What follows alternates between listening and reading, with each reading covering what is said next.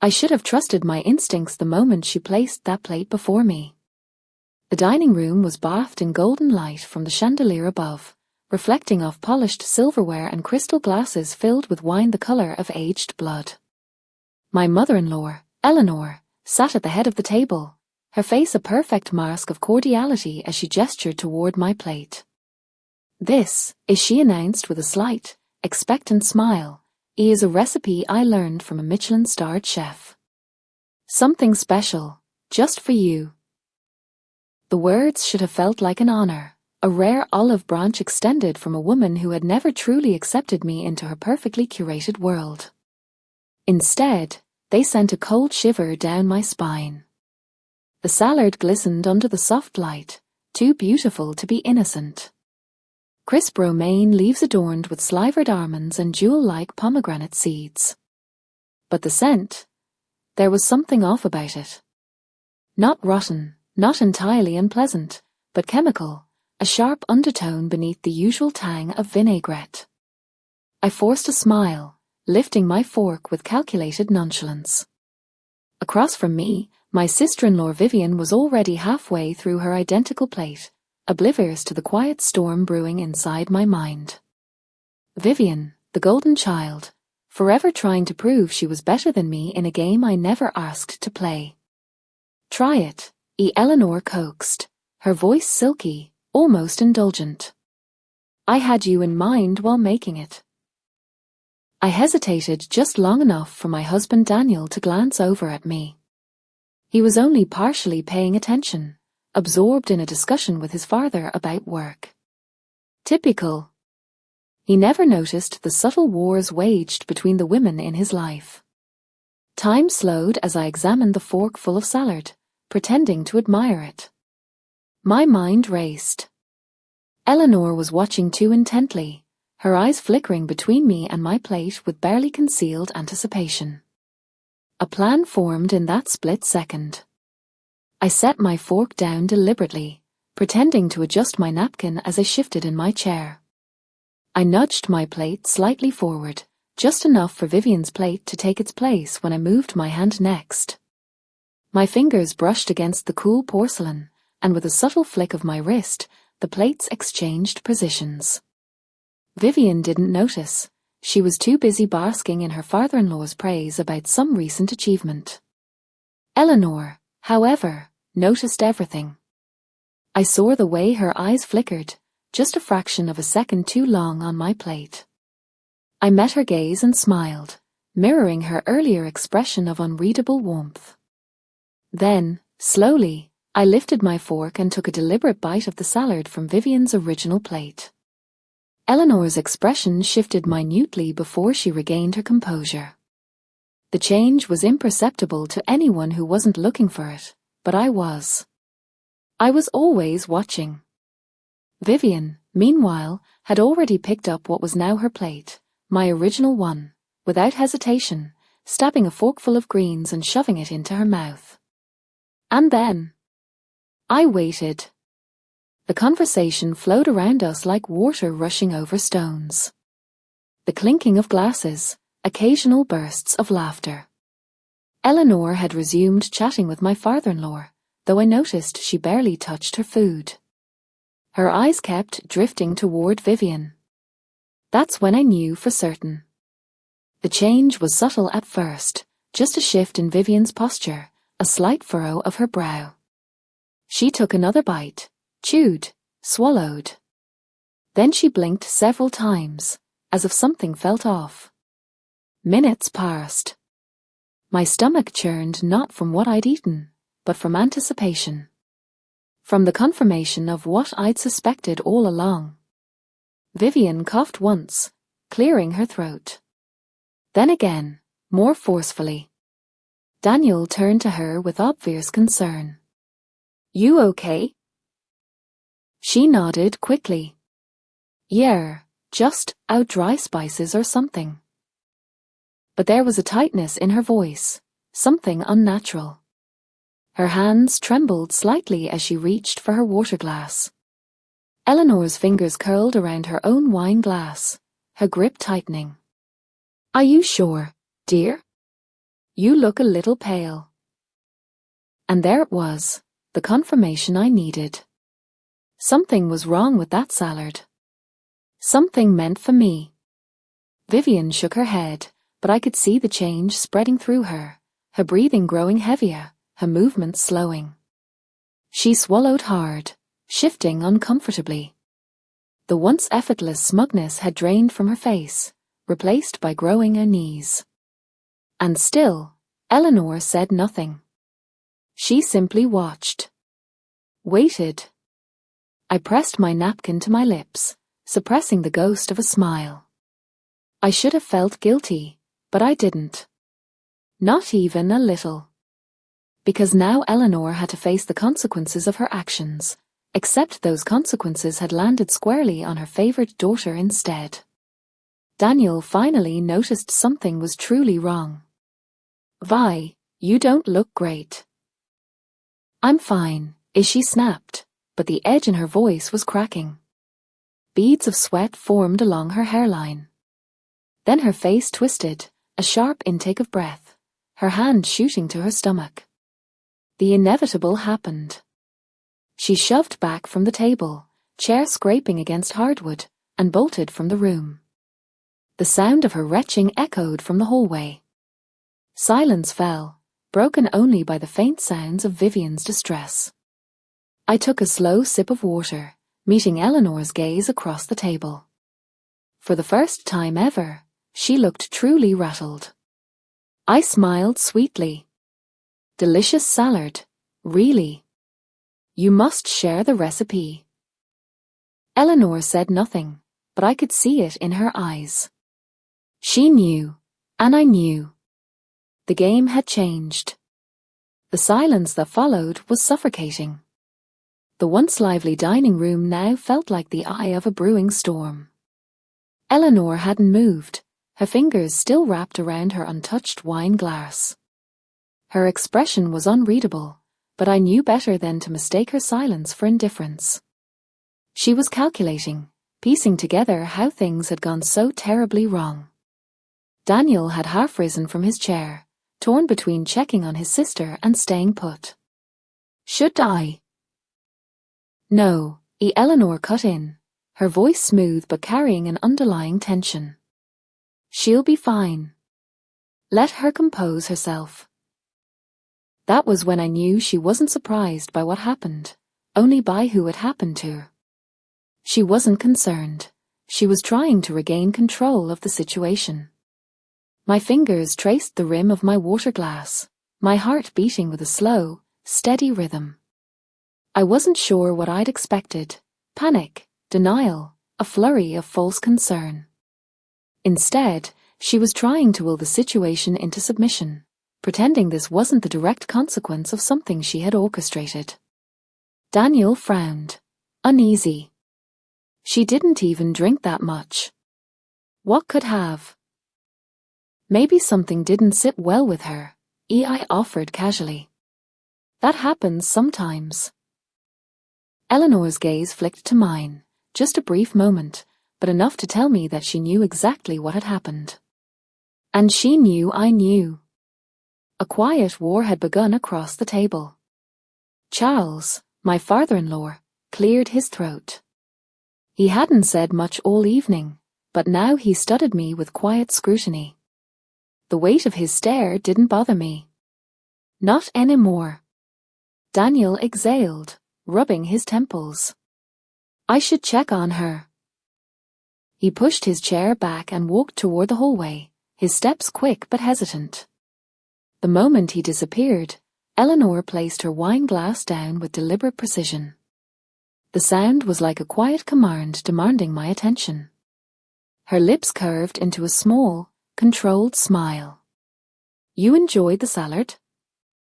My stomach twisted, but I forced myself to match her energy, leaning back slightly with fingers laced together.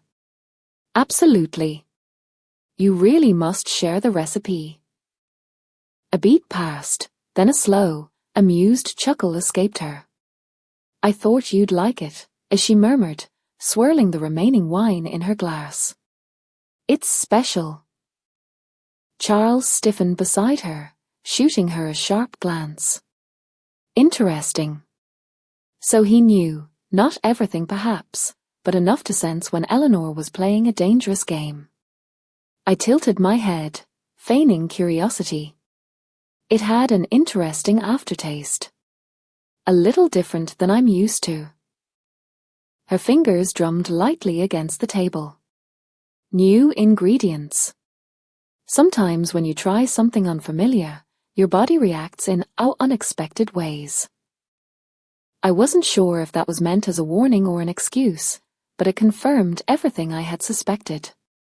Before I could respond, a sharp noise echoed from the hallway, the sound of a door swinging open, followed by Vivian's voice, thick with distress. What was in that food?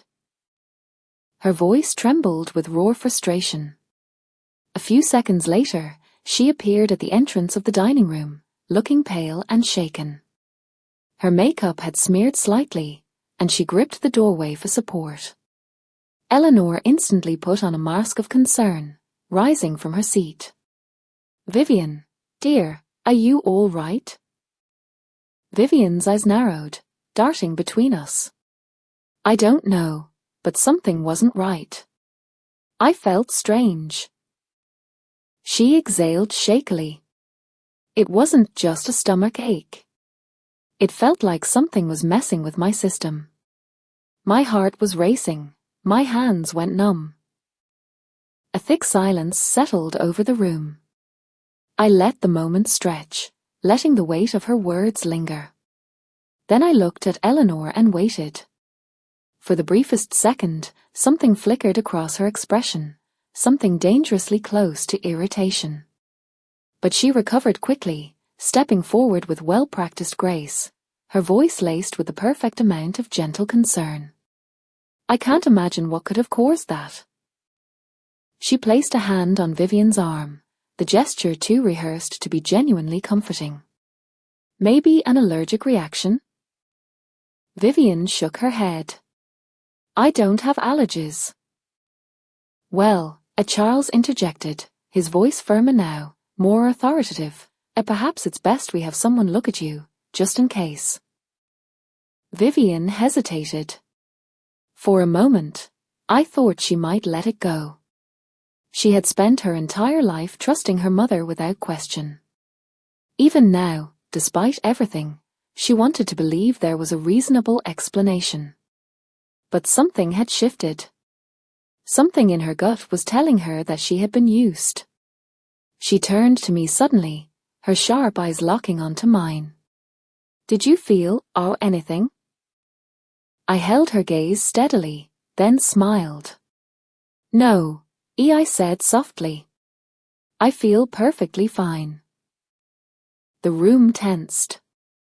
Eleanor's nails pressed into the fabric of her dress. Charles shifted uncomfortably. Vivian's lips parted slightly, as if just beginning to understand. Eleanor spoke before she could finish the thought. Darling, you need to rest. Perhaps a little fresh air would help. The urgency in her tone was subtle but present. She needed Vivian away from the conversation before the pieces fully connected. Daniel returned then, stepping back into the room, his concern evident. Are you okay? Vivian hesitated, glancing at me again, then slowly nodded. Yeah, I think I just need a moment. Daniel sighed in relief, wrapping an arm around her shoulder. Come on, let's get you some water. As they exited, I turned back to Eleanor. Her carefully composed expression had frayed just slightly at the edges. She exhaled softly, shaking her head with a wry smile. You're smarter than I gave you credit for. I tilted my head, feigning innocence. I have no idea what you mean. Charles stood abruptly. Eleanor. A word. She sighed, rubbing her temple, but followed him toward the hallway without another glance in my direction. As soon as they disappeared, I picked up my napkin, dabbing at my lips. The battle lines had been drawn, and Eleanor knew she had lost the first round. But this was just the beginning. The moment Eleanor and Charles disappeared down the hallway, the air in the dining room shifted. It was subtle, almost imperceptible, but I felt it, the lingering tension of a battlefield right after the first shot had been fired. I could hear their voices in the distance, hushed but heated. Charles wasn't pleased. Good. My gaze turned toward Daniel, who stood by the hallway, hands on his hips, brow furrowed in thought. He had been quiet for too long, letting everyone else speak, watching instead of acting. Now, as his gaze flickered to me, I saw something new, suspicion. That was strange, he said finally, his voice low. I raised an eyebrow, feigning innocence. What was? He exhaled, shaking his head. Vivian. The way she reacted. I shrugged, leaning back in my chair. Maybe she really did have a bad reaction to something. It happens. His jaw tightened. But you ate the same thing. A small smile tugged at the corner of my lips.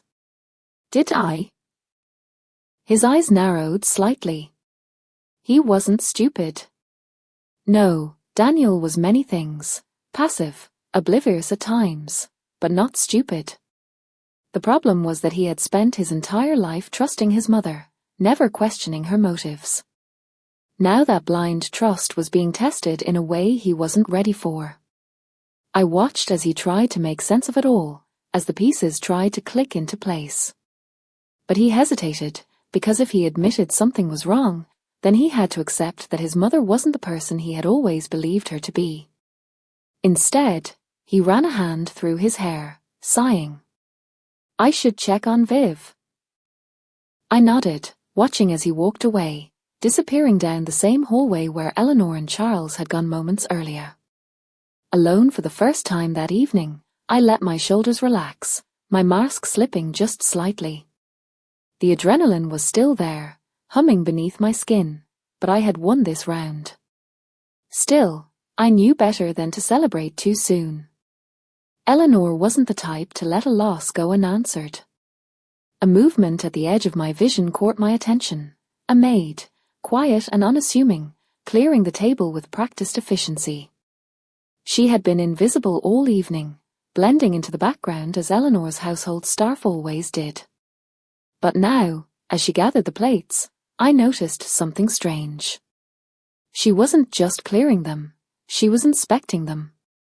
My breath stilled. She picked up the plate that had originally been meant for me, the one Vivian had eaten from, and examined it closely, her eyes sharp. Then, as if sensing my gaze, she glanced up, meeting my eyes for the briefest second before quickly looking away. I set my glass down, smoothing out my dress as I stood and made my way toward her slowly, deliberately. She stiffened as I approached, keeping her head slightly lowered, her movements just a little too cautious. When I stopped beside her, I spoke softly. Did you notice something? She hesitated, a pause so brief that most people wouldn't have caught it, but I did. Then, without looking up, she murmured, I only do as I'm told. The response was safe, but it wasn't a denial. I studied her for a moment longer before giving her a small nod. Of course. Then, without another word, I turned and left the dining room, heading toward the hallway where the rest of the family had disappeared. I wasn't done playing this game yet. As I walked past the grand staircase, I could hear Eleanor's voice, sharp and clipped. You should have been careful. You're getting reckless. Me? Charles sounded exasperated. You were the one who insisted on it tonight. What were you thinking? I was thinking, she hissed, that she needs to understand her place. I stopped just before the doorway, hidden from view, my pulse quickening. Charles sighed. And what place is that, Eleanor? She's Daniel's wife now. You can't keep treating her like. Like what? She snapped. Like an outsider. Because that's what she is. My fingers curled into my palm as she continued, her voice colder now. I will not sit by and watch some girl come in and dismantle everything we've built. Not after everything we sacrificed. Silence. Then Charles spoke lower this time. You need to be careful. She's not as naive as you think. Eleanor scoffed. She's predictable. She's emotional. She'll slip up sooner or later. I smiled to myself. Eleanor, you have no idea. I took a step forward, deliberately making my presence known. The moment I turned the corner, Eleanor's expression shifted instantly, morphing into something neutral, almost pleasant. Dear, she said smoothly. I was just about to come find you. I smiled back, tilting my head slightly. Oh? Something you wanted to discuss? She studied me for a moment, then let out a soft chuckle. You're sharper than I gave you credit for. I took a step closer. And you're more predictable than I thought. Her smile twitched. Charles glanced between us, looking exhausted. Enough. Whatever this is, it ends tonight. Eleanor didn't look at him. She was too busy watching me, her gaze calculating. You think you've won something, as she murmured, but this isn't over. I met her gaze without flinching. I know. And that was the truth. Because for all the satisfaction I had gained tonight, I knew one thing for certain. Eleanor wasn't done playing. And neither was I. Eleanor's words echoed in my mind long after I left the hallway. This isn't over. I knew she meant it. This wasn't just a petty grudge anymore. It was a silent war. The kind of battle where moves weren't made in the open but in the shadows, where the real damage came from what remained unseen. I had expected resistance from her since the moment I married Daniel, but I had underestimated just how deeply rooted her need for control was. Tonight had proven that she wasn't just passive-aggressive. She was willing to cross lines, to test boundaries. And that meant I had to be smarter. Sharper. When I stepped back into the dining room, the table had already been cleared, the once grand setting now an empty reminder of the battle fought over dinner. The maid from earlier was still there, wiping down the polished surface, her movements careful, precise. I approached her, lowering my voice just enough so it wouldn't carry. You noticed something earlier. She hesitated, fingers tightening around the cloth she held. Her eyes flickered toward the doorway where Eleanor had vanished, then back to me. I shouldn't speak on things that aren't my place, I gave her a small smile, one that wasn't demanding, but understanding. I think we both know that's not entirely true. She glanced around once more before exhaling softly. The plate. My chest tightened. What about it? She hesitated, then sighed. It was prepared separately. Different from the others. The dressing smelled stronger. Her voice dropped lower. And she watched you too closely when you took your first bite. I already knew this, but hearing it confirmed from an outside perspective made it more real.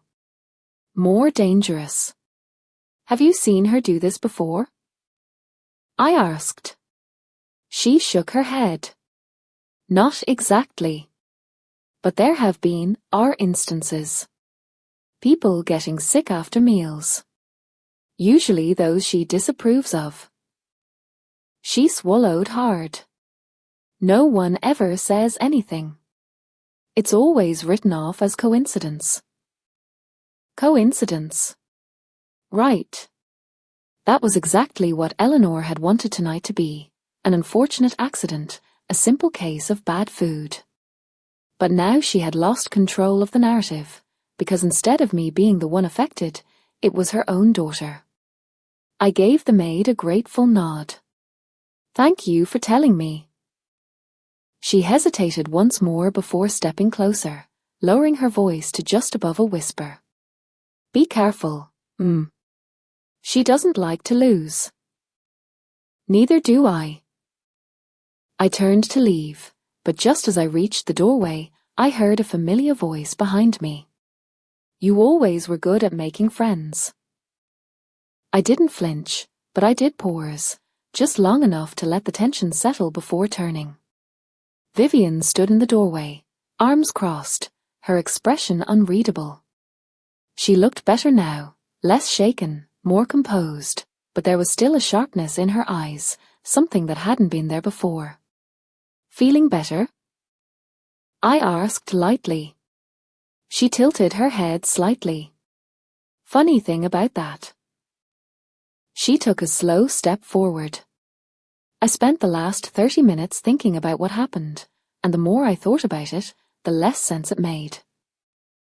I said nothing, waiting. She exhaled, shaking her head. "I was fine before dinner. No signs of anything." And then suddenly, halfway through my plate, my body started reacting as if I'd eaten something I shouldn't have. I kept my expression neutral. "That does sound strange." Her lips pressed together. "It does." Then she narrowed her eyes. "Especially since you were the one who was supposed to have that plate." I smiled, slow and knowing. "And yet, here we are." Her jaw tightened. "Did you know?" I tilted my head slightly. "What do you think?" She let out a sharp exhale, dragging a hand through her hair. "I don't know what to think." Her voice wasn't just frustrated now, it was uncertain, because for the first time in her life, she was forced to question something she had never doubted before, her mother. Vivian had spent years believing she was Eleanor's favorite, the golden child, untouchable. But now that image was cracking, and she was trying to piece together the truth. I could use that. I stepped closer, keeping my voice soft. "You've always thought of me as an outsider, someone trying to take what's yours. But tonight, you weren't the exception, you were a pawn." Her throat bobbed as she swallowed. "I don't." I leaned in slightly. "Ask yourself this. If I hadn't switched the plates, do you really think your mother would have stopped it?" Her breath hitched, because we both knew the answer. She took a step back, shaking her head. "I need to think." I nodded. "Take your time." She turned abruptly and left, her footsteps quick, uneven. I watched her go, knowing that the seed had been planted. Eleanor wanted to play games? Fine. She just didn't realize that I was already 3 moves ahead. As I stepped out of the dining room, I nearly collided with Daniel. His expression was unreadable, but I could tell he had been listening. "Interesting conversation," he said. I raised an eyebrow. "Eavesdropping, are we?" He ignored the jab. "What's your goal here?" I studied him for a moment before speaking. "My goal? To survive in a house where your mother is trying to remove me, piece by piece." His jaw clenched. "She wouldn't." "Wouldn't she?" I cut in. "You saw what happened tonight. Do you honestly believe that was an accident?" He hesitated, and that hesitation told me everything I needed to know. Because deep down, he knew. He had always known. He just never wanted to admit it. I sighed, softening my tone. "Daniel, I'm not asking you to pick a side. But I am asking you to open your eyes." He exhaled, rubbing his forehead. I need time to process this. I nodded. Take all the time you need. But time was a luxury we didn't have, because I had no doubt that right now, Eleanor was already planning her next move. And this time, she wouldn't make the same mistake twice. Daniel's footsteps faded down the hall, his mind undoubtedly spinning with conflicting loyalties. I knew he wouldn't confront his mother, not yet. He needed time to process what he had heard, to decide whether the truth was something he was ready to acknowledge. That was fine. I could afford to be patient. Eleanor, on the other hand, couldn't. I turned back toward the dining room, taking a slow, deliberate breath. The air still carried the faint traces of the evening's tension, but beneath it, there was something else, a shift, a fracture in the foundation Eleanor had built so meticulously. And cracks, when widened just right, had the power to bring down entire structures. A quiet sound behind me made me turn. The maid from earlier stood at the far side of the room, hands clasped neatly in front of her. She wasn't looking at me, but I knew she was waiting. Watching. She's not done, I murmured, keeping my voice low. The maid hesitated, then nodded. No, she never is. I studied her carefully. Her tone was measured, but there was something beneath it, a careful awareness, a knowledge of how things worked in this house, of how dangerous it was to be on the wrong side of Eleanor's games. I stepped closer. You've been here a long time, haven't you? She nodded. Long enough to know when to keep my head down. And long enough to know when something isn't right, I said. Another pause, then a soft sigh. Yes. I leaned in slightly. Then tell me, has she ever lost before? The maid's lips pressed together, as if debating whether she should answer. But then, in the softest whisper, she said, and not like this. A chill ran through me.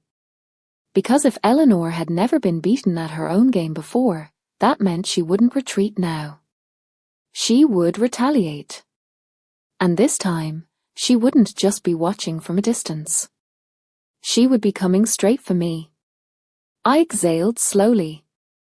Then I suppose I should prepare. The maid hesitated, then with a quiet glance toward the hallway, she murmured, be careful, She doesn't like when things don't go her way. Neither do I. As I made my way upstairs, my mind raced through the possibilities. Eleanor had taken a calculated risk tonight, assuming she could manipulate the situation to her advantage. But she had underestimated one crucial detail. I wasn't afraid of her. She thrived on intimidation, on weaving traps so delicately that people barely realized they had walked into them. But what happened when the prey knew they were being hunted? I stepped into my bedroom, closing the door behind me. The room was dimly lit, the city skyline glowing beyond the large windows. My reflection stared back at me in the glass, calm, composed, but beneath that, a fire burned.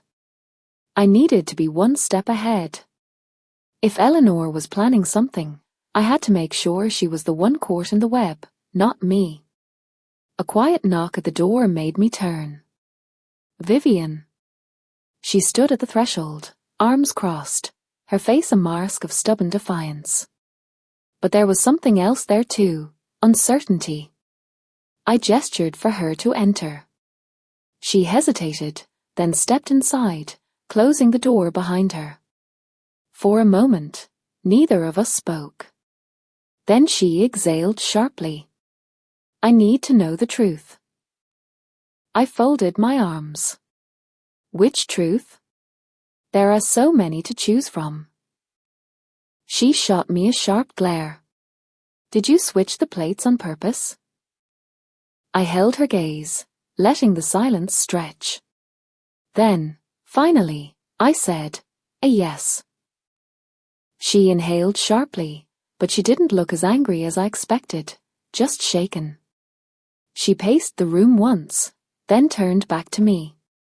"And you think," as she swallowed, "you think Mom did something to it?" I watched her carefully. This was the moment that would decide everything. If she believed me, Eleanor would lose one of her strongest allies. If she didn't, I would be on my own. So I spoke plainly. "I don't think, Vivian." "I know." Her face twisted, torn between denial and realization. "Why?" She whispered. "Why would she do that?" I sighed. "Because she doesn't see me as family. She sees me as an outsider, a threat. And she wanted to remind me of my place." Vivian swallowed hard, shaking her head. "That doesn't make sense. She's controlling, yes. She wants things done her way, but she wouldn't." I raised an eyebrow, and she faltered. Because deep down, she knew. She had seen it before, even if she had never wanted to admit it, the way Eleanor manipulated situations, twisted conversations to suit her needs, the way she always managed to make herself the victim no matter how many people she stepped on in the process. Vivian collapsed onto the edge of the bed, rubbing her temples. "This is insane." I sat beside her. "It's reality." She exhaled, shaking her head. "What are you going to do?" I looked at her carefully. "That depends." She frowned. "On what?" I leaned forward slightly. "On whether you want to keep being a pawn in her game, or whether you're ready to start playing for yourself."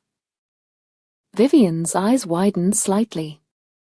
I could see the gears turning in her head, the years of blind loyalty warring with the new, uncomfortable truth settling in her gut. She had spent her whole life in Eleanor's shadow, believing she was untouchable. But now she was starting to see the truth. And the truth was dangerous. Finally, after a long silence, she whispered, "Oh, what do you need me to do?" A slow smile spread across my lips. Because now the real game was about to begin. I stood, walking toward the window, staring out at the city below. The lights flickered in the distance, countless stories playing out behind closed doors. But in this house, in this moment, only one story mattered. Eleanor had set the first trap, but now it was my turn to lay one of my own. And this time, I wasn't going to miss. What would you do if you discovered the person who was supposed to love you unconditionally was secretly plotting against you? Would you retreat into the shadows, hoping the storm would pass? Or would you stand your ground, even if it meant tearing down everything around you? Vivian's words lingered in the air, a quiet but powerful declaration. What do you need me to do?" It was the moment I had been waiting for, the moment Eleanor's perfect kingdom began to crack from the inside. She had spent years molding her daughter into a mirror of herself, composed, obedient, untouchable. But now, for the first time, Vivian was looking beyond the carefully constructed reality she had always known. I turned to face her, watching as she toyed with the hem of her sleeve, her nails tapping rhythmically against the fabric. She was nervous, unsettled. And that was good. Fear made people careful, but doubt made them dangerous. "You don't have to do anything," I said, my voice calm. "Not yet." She frowned. "Then why ask?" "Because I needed to know if you were ready." Her lips parted as if to protest, but then she hesitated. Finally, she exhaled, her shoulders dropping slightly. "And what if I am?" A slow, knowing smile spread across my face. "Then watch," I murmured. "And wait." Vivian's hesitation was still there, but the seed had been planted. And that was all I needed. That night, As I lay in bed beside Daniel, I couldn't sleep. His breathing was steady, his arm draped loosely over my waist, but his body was tense even in sleep. I knew his mind was still tangled in the events of the evening, in the slow realization that his mother was not the woman he had always believed her to be. I stared at the ceiling, my thoughts racing. Eleanor was planning her next move. Of that, I had no doubt. She had underestimated me once, and that was her mistake. But she wouldn't make the same error twice. No, this time she would come for me directly. And I needed to be ready. The morning came too quickly, the sunlight filtering through the curtains in soft golden rays, casting patterns on the bedroom walls. I could hear the faint sounds of the house waking up, distant footsteps, quiet voices, the hum of activity in the kitchen. Daniel stirred beside me, letting out a low sigh. When his eyes blinked open, they were still clouded with sleep, but the moment he saw me watching him, awareness settled in. "You're thinking too much," he murmured. I arched an eyebrow. "Am I?" He exhaled, rubbing a hand over his face. "You're plotting." I smirked. "And you're only realizing this now?" He groaned, rolling onto his back. "I don't know how we got here." I did.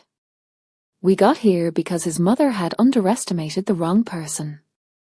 I sat up, stretching my arms before glancing down at him. "Are you going to talk to her?"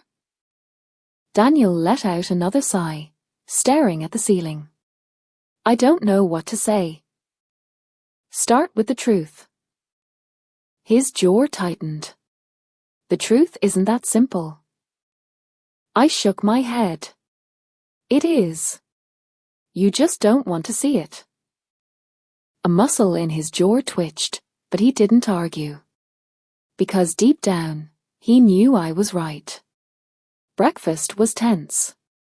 The dining table was set as elaborately as ever, but the air was thick with unspoken words.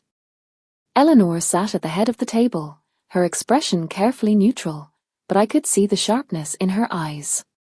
She was watching. Calculating.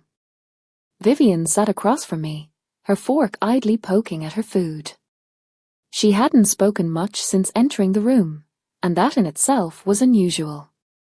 Normally, she would have filled the space with empty conversation, casual boasts about her latest achievements, but today she was quiet. Observing. Good. Daniel sat beside me, stiff and uncomfortable, his fingers wrapped around his coffee cup like it was the only thing grounding him. Charles, as always, remained silent, reading the morning paper as if he wasn't aware of the tension thickening around us. It was Eleanor who finally broke the silence. "I trust everyone slept well." Her tone was smooth, casual, but the way her gaze lingered on me said everything. I smiled. "Like a dream." She hummed, taking a delicate sip of her tea. "Good. We have a long day ahead." The statement was pointed. A warning. I didn't react. Instead, I leaned forward slightly, my gaze steady. "Vivian, how are you feeling?" Eleanor's hand froze mid-motion, just for a fraction of a second, but I caught it. Vivian blinked, glancing at me. "Better," as she said cautiously. I nodded. I was thinking about last night. About how strange it was. Eleanor set her teacup down gently. "Strange?" I tilted my head. "Yes. It's just odd, isn't it? How perfectly fine she was before dinner, and then suddenly..." I trailed off, letting the words hang. Vivian shifted uncomfortably. Daniel glanced between us, tense. Charles finally lowered his newspaper, watching with quiet interest. Eleanor, to her credit, didn't flinch. Sometimes the body reacts unexpectedly to certain foods, as she said smoothly. I nodded. That's true. Though it is strange that only one plate seemed to cause an issue. The tension thickened. Vivian swallowed. It was the salad. Eleanor turned to her, smiling faintly. Are you sure, dear? Vivian hesitated, then slowly nodded. Yes. Eleanor's smile remained, but her eyes darkened just slightly. Perhaps you have an undiscovered sensitivity. I exhaled a soft laugh, shaking my head. Or maybe it wasn't an accident at all. The air stilled. Daniel tensed beside me. Charles frowned. Vivian's breath hitched. And for the first time, Eleanor's carefully constructed mask slipped, just for a moment, just long enough for me to see what lay beneath. Cold calculation. She wasn't afraid. She wasn't guilty. She was just waiting to see how far I would go. I leaned back in my chair, smiling sweetly. But of course, that would be ridiculous, wouldn't it? After all, we're family. Eleanor's lips curled into something that wasn't quite a smile. Yes, as she murmured. We are. The game had changed, and the next move was mine. Eleanor's gaze lingered on me, her smile frozen, artificial. The breakfast table remained eerily quiet, the air thick with an unspoken challenge. Everyone had heard my words, and everyone knew they weren't just empty speculation. Vivian shifted uncomfortably in her chair, her fork scratching against the porcelain plate. Charles, as always, remained silent, his expression unreadable. Daniel kept his head down, stirring his coffee, but I could feel the weight of his thoughts pressing against the space between us.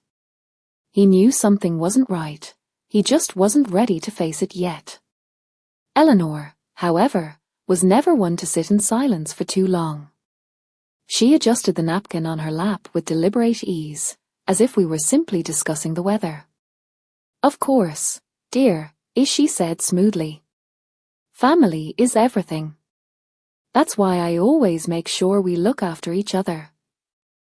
The words were coated in honey, but I tasted the bitterness beneath them, a warning, a promise that she wasn't done yet. I tilted my head, meeting her gaze with feigned innocence. That's what I love about this family. The way we always take care of, or things. Eleanor's fingers curled just slightly around the edge of her teacup. The game had shifted, and I wasn't about to back down. Vivian, however, was unraveling. I could see it in the way she kept glancing at Eleanor, her usual confidence crumbling under the weight of her newfound doubt. Last night, she had asked me what I needed her to do.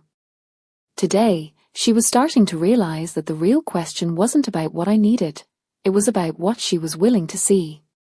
Because the truth was staring her right in the face, and for the first time in her life, she wasn't looking away. Eleanor must have sensed it too. She set her cup down carefully, then turned to Vivian with a concerned expression. Darling, you're awfully quiet this morning. Are you sure you're feeling better? It was a test, a subtle push to see whether Vivian was still under her control. I held my breath, waiting. Vivian blinked, hesitated, then slowly straightened her shoulders. As she exhaled, her fingers tightening around her fork. I don't know. A thick silence followed, the kind that made time feel heavy, stretched too thin. Then Eleanor did something I didn't expect. She laughed. It was soft, effortless, but forced. A carefully curated sound designed to make Vivian feel ridiculous for even considering doubt. Oh, sweetheart, as she said lightly. You're overthinking. It was just a bad reaction to something in the food. It happens. Vivian hesitated.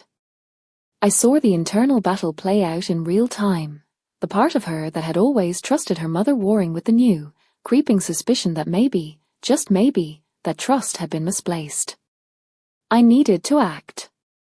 I leaned forward slightly, keeping my voice gentle. Vivian, do you really believe that? Eleanor's gaze snapped to me, sharp as glass. Vivian looked down at her plate. I don't know what to believe anymore. And there was the first domino. Eleanor's fingers twitched, just barely, but I saw it. She wasn't used to losing control of the narrative. She turned back to Vivian, her voice a perfect balance of warmth and authority. Sweetheart, you're exhausted. You've been under a lot of stress lately. Maybe that's why you're feeling so, or unsure. It was a carefully laid trap. Make Vivian doubt herself, make her believe that her thoughts weren't her own, that she was simply overwhelmed, not seeing things clearly. But this time, it didn't work. Vivian inhaled, shaking her head. No. That's not it. Eleanor's mask cracked, not fully, not enough for anyone else to notice, but I did. She wasn't just losing control. She was losing Vivian. Charles finally set his newspaper down, clearing his throat. Perhaps we should move on from this topic. It wasn't a suggestion. It was a command. And just like that, the tension shifted again. Eleanor nodded, regaining her composure, and Daniel exhaled in quiet relief. The conversation turned, forced into safer waters. But the damage had already been done. Because Vivian wasn't the same as she had been yesterday. And Eleanor knew it.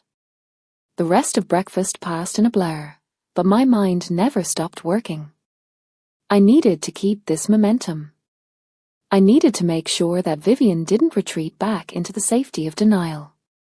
So after the table was cleared and the family scattered for the day, I followed her. She was outside in the garden, sitting on the stone bench near the fountain, staring at the water with a distant expression. She didn't look up as I approached. I don't know what to do, as she admitted softly. I sat beside her, letting the quiet settle. You don't have to do anything. Yet. She shook her head. That's the problem. I've spent my whole life not doing anything.